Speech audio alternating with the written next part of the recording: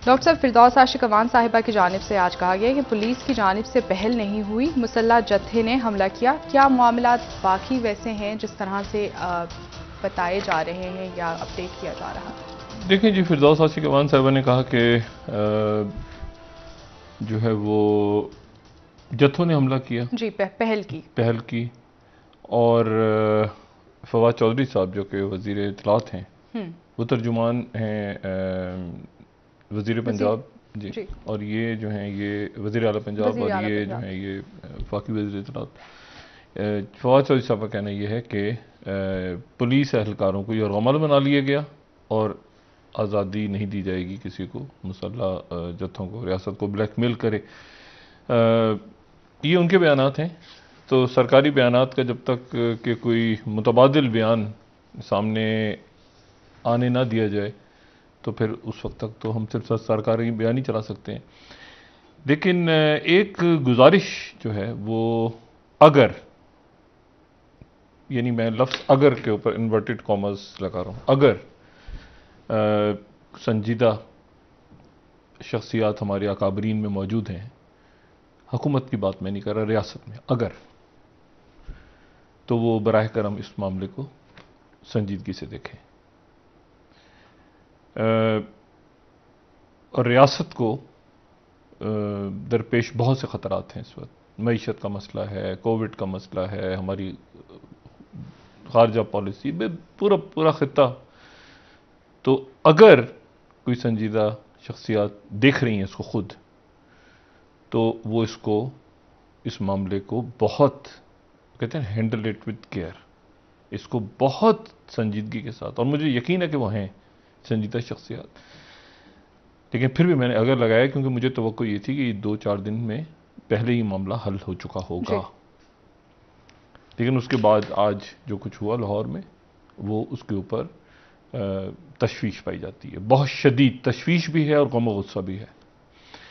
और अमीर जमात इस्लामी सिराजुल हक साहब ने कुछ देर पहले प्रेस कॉन्फ्रेंस की है और उन्होंने कहा है कि मिली यकजहती काउंसिल, अगर पाकिस्तान में इस वक्त, ये बात मैं पहले भी कई दफ़ा कह चुका हूँ कि अगर पाकिस्तान में इस वक्त किसी एक प्लेटफॉर्म की सबसे ज़्यादा ज़रूरत है तो वो मिली यकजहती काउंसिल, जो कि गैर सियासी लेकिन तमाम मसालिक उसमें मौजूद थे। आज तमाम ही मसालिक को कह दिया गया कि आप इनकी बात न सुने। तमाम मसालिक के उलमा या मशाइख या बाकी जो शख्सियात हैं, क्या देवबंदी तो क्या बरेलवी तो क्या अहले तशय्युई, तो सबको कहा, ये हमें अहकामात हैं कि जी आपने उनका बयान नहीं दिखाना।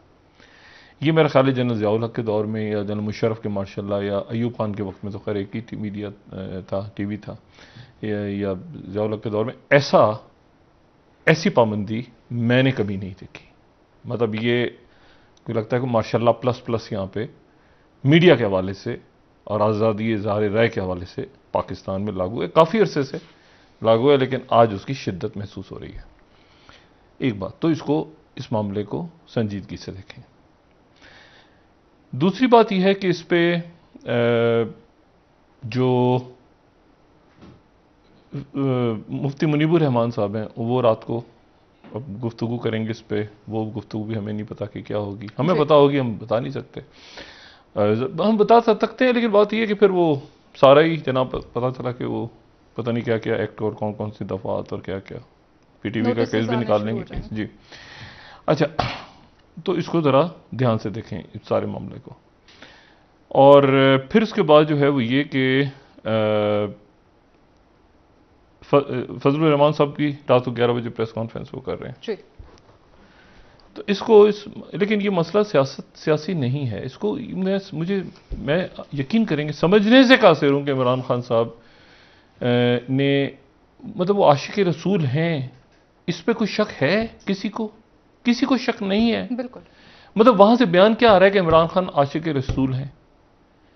ये मतलब मैंने वो जो बात की थी ना कि एक नैरेटिव होता है, काउंटर नैरेटिव, एक वकील होता है और उसके जवाब में जो दलाइल देता है वो भी वकील होता है।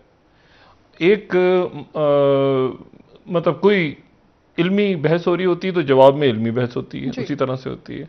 यानी अगर आप ये भी देखें ना कि अगर आप मसालिक में देखें तो अगर अहले सुन्नत वल जमात हैं तो उधर से अहले तशी हैं, तो एक इल्मी बहस होती है ना, एक बहस होती है, तो एक काउंटर आर्गूमेंट होता है किसी जगह, एक लिबरल हैं, एक वो जो है राइटिस्ट हैं, वो ये यहां पे बात हो रही है कुछ और जवाब आ रहा है कि वजीर आजम आशिक रसूल है। यहाँ सवाल ही हो रहा है कि वो मुआहदा क्यों किया था आपने, आपको नहीं पता था, अचानक पता चला, ये क्यों किया था मुआहदा, फिर दोबारा क्यों किया था, फिर दोबारा क्यों किया था।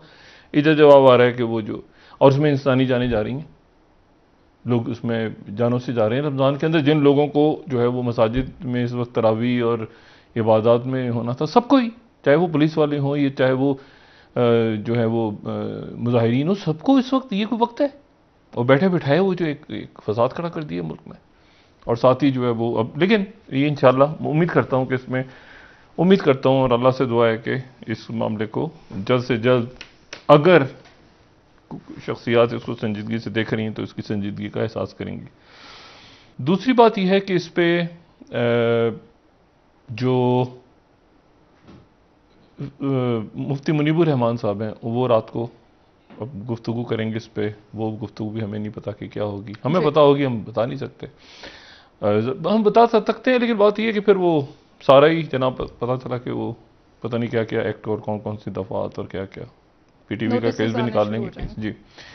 अच्छा, तो इसको ज़रा ध्यान से देखें इस सारे मामले को। और फिर उसके बाद जो है वो ये कि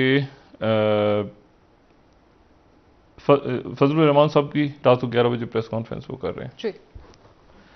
तो इसको लेकिन ये मसला सियासी नहीं है। इसको मैं यकीन करेंगे, समझने से कासिर हूँ कि इमरान खान साहब ने, मतलब वो आशिक रसूल हैं, इस पे कोई शक है किसी को शक नहीं है। बिल्कुल।